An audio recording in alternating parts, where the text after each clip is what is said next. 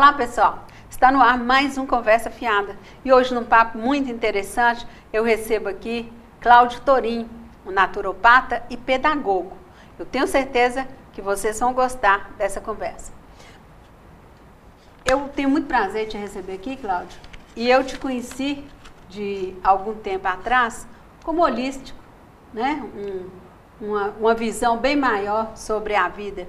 Eu queria que você comentasse para a gente como é que foi sua passagem e essa visão holística sua, o que ela deu? Um prazer estar aqui, obrigado, Felipe, e a todos aí que estão nos assistindo. Essa visão holística é a visão global do ser humano. E também a gente amplia desse ser humano em relação à vida dele, aonde ele está, seja na sua cidade ou seja mesmo no planeta. A visão holística nos traz que nós somos corpo físico, emocional, mental, espiritual e energético.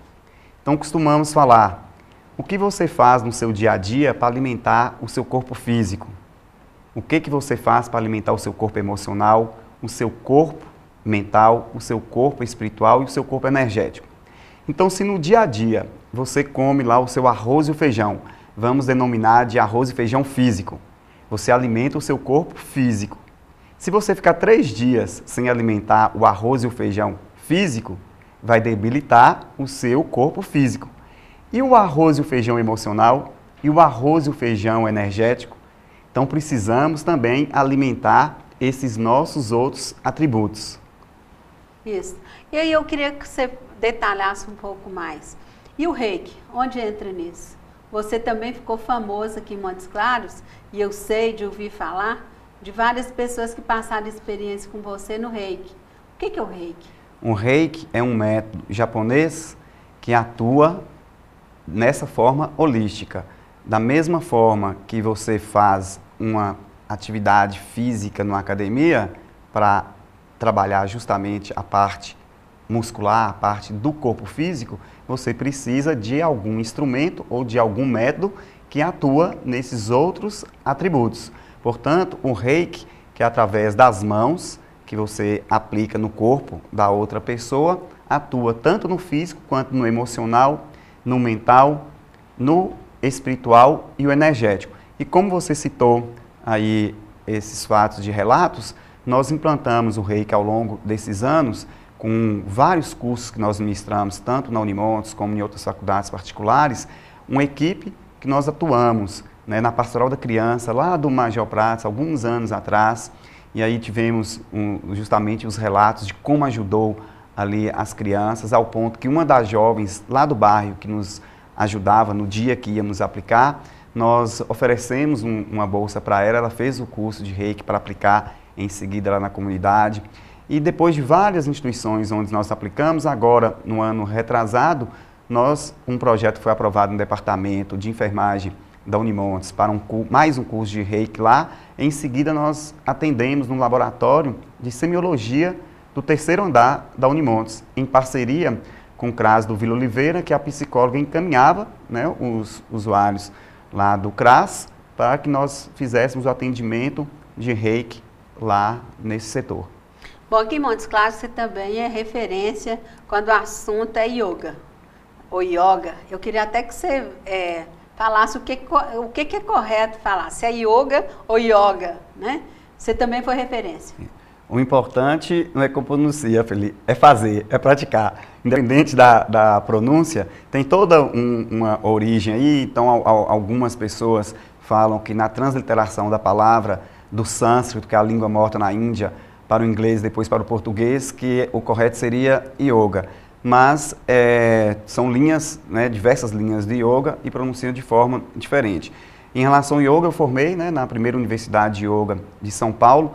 Tive a satisfação de, depois de formar, fui indicado para fazer um estágio na matriz do mestre De Rose, que é o criador da Universidade de Yoga e codificador, né, mundial do Swastika Yoga, que é o tipo de yoga praticado na primeira Universidade de Yoga de São Paulo, quando nós retornamos para Montes Claros e aí, né, atuamos em diversos segmentos. Inclusive, quando lá, naquela época, em São Paulo, nossos colegas já aplicavam em grandes empresas como Petrobras, Johnson & Johnson, em algumas escolas, nesses últimos anos a gente vem tentando, né, levar para algum desses segmentos, e já ministramos, né, workshop, palestras, tanto na minha formação como pedagogo, também antes yoga, em algumas instituições privadas e públicas, sendo que agora o mês passado nós introduzimos o neuro yoga em escola para o 3º ano,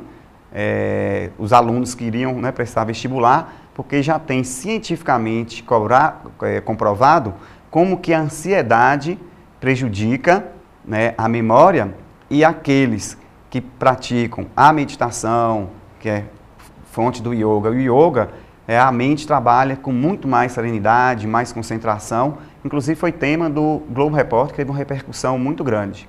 Bom, eu queria que você falasse para a gente o que foi determinante para você fazer essas escolhas, já que os jovens da sua época, e eu os conheço, preferiram trilhar outros caminhos mais tradicionais. E você seguiu esse caminho. O que foi determinante para você para isso?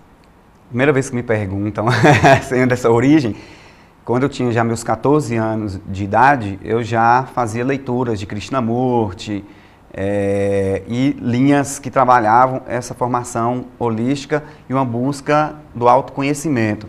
E aí, em seguida, com 17 anos, eu fiz minha primeira aula de yoga e eu continuei, né, trilhando, fazendo cursos, participando de workshop em diversas partes do país e até fora, sempre buscando métodos que dessem essa formação holística e na busca do despertar da consciência, para você ter a consciência de você, de autoconhecimento, você na sociedade em que você vive e você no planeta.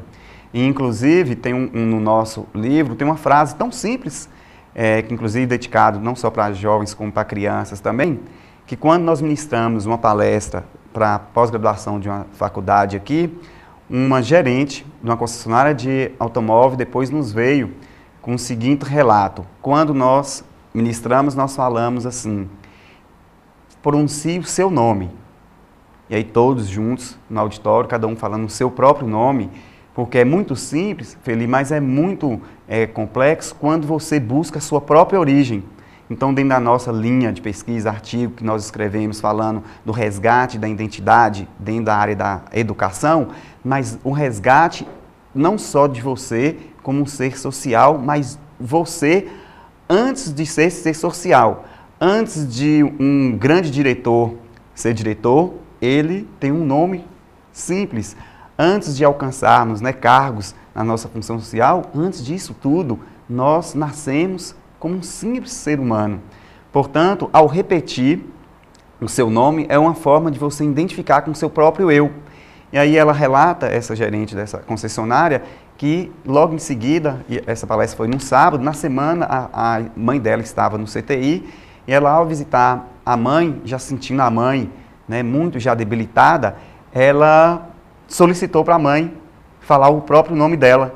E ao a mãe repetir diversas vezes, ela me conta que conseguiu ver depois a mãe já mais ativa. Ok. Nós vamos para o pequeno comercial e voltamos já já. Não saia daí, nosso papo está apenas começando.